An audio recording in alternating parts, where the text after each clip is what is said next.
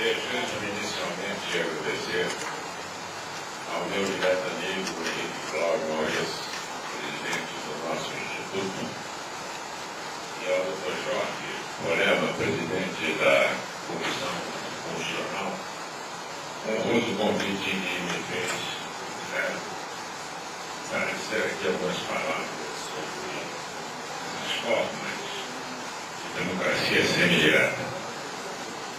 Essa honra se faz acrescentada pelo fato de estar neste painel internacional, campeonato da soberania popular, tendo a presença desses professores de Direito Constitucional da Venezuela, professor Zambrano, e o professor de Direito Constitucional de Cuba, professor Villanueva.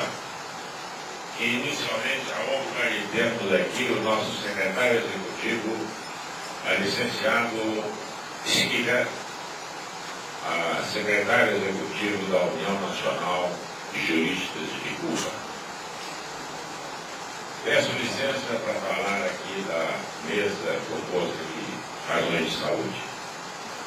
Mas quero dizer que essas minhas breves considerações elas não se dirigem propriamente aos membros da Comissão de Direito Constitucional, mas ao contrário aos eminentes professores cubanos e venezuelanos, exatamente para que tenham uma ideia de como se desenvolve entre nós historicamente e talvez dogmaticamente, mas sem profundidade maior, o problema da nossa democracia semi-direta.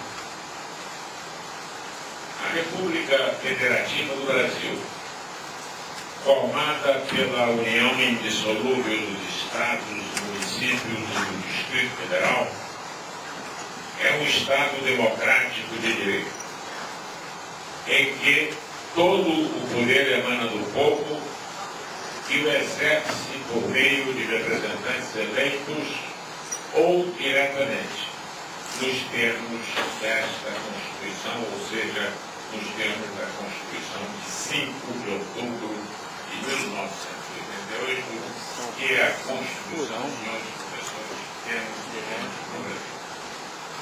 O Brasil, por conseguinte, é uma democracia semi-direta, em que o povo exerce o seu poder por via de representação, podendo, contudo, fazê-lo diretamente, através daqueles instrumentos contemplados na Constituição, ou seja, o referendo, o plebiscito ou a iniciativa popular.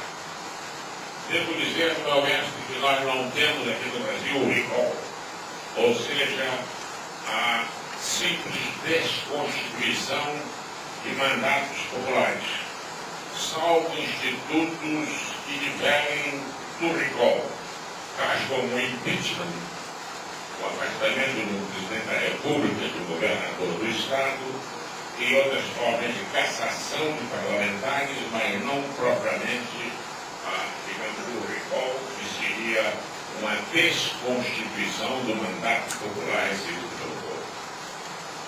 Vejamos cada qual destes institutos à luz da doutrina constitucional brasileira. Eles se distinguem, embora juristas, entre eles haja juristas que não apontem uma discriminação entre esses institutos. Embora eles possam assemelhar-se, não há dúvida de que distinções há que podem ser digitadas em suas conceituações.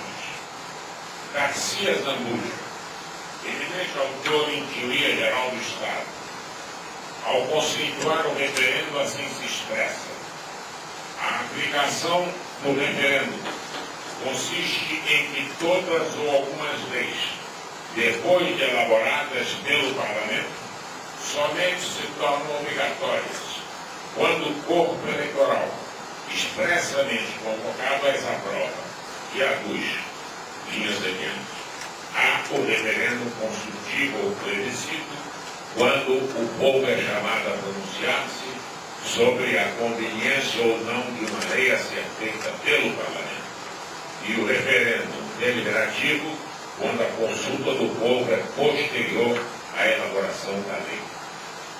José Afonso da Silva, outro eminente constitucionalista brasileiro, elucida: o referendo popular caracteriza-se pelo fato de que os projetos de lei aprovados pelo Legislativo devam ser submetidos à vontade popular, atendidas certas exigências, tais como pedido de certo número de eleitores, de certo número de parlamentares ou do próprio chefe do Executivo, de sorte que o projeto se terá por aprovado apenas se receber votação favorável do corpo eleitoral, do contrário, reputar-se-á rejeitado.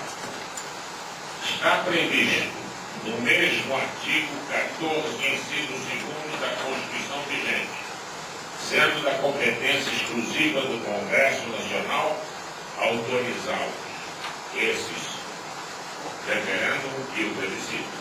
Mas a Constituição não estabeleceu as condições de seu exercício.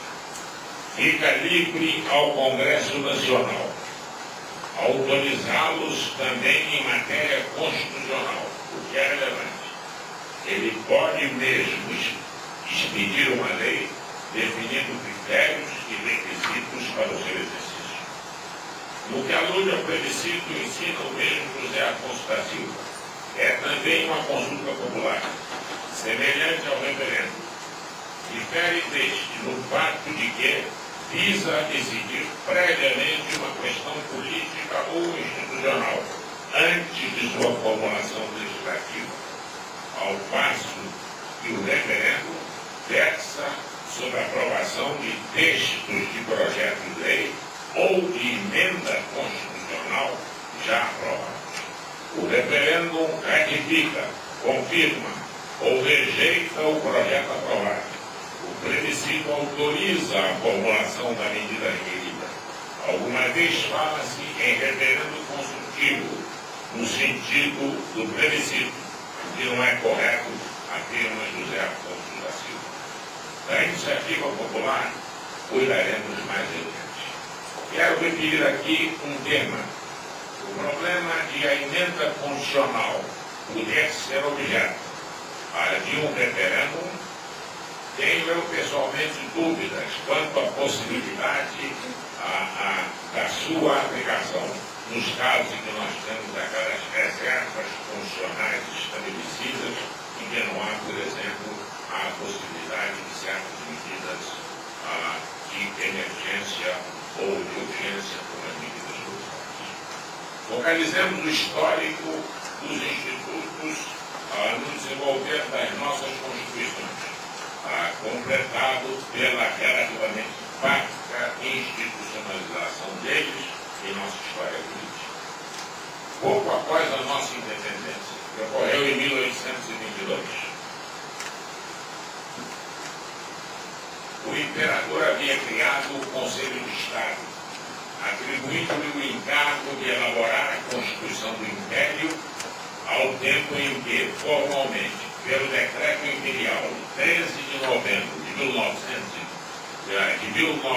1823, se comprometia em submeter às câmaras municipais para fazerem as observações que parecessem justas.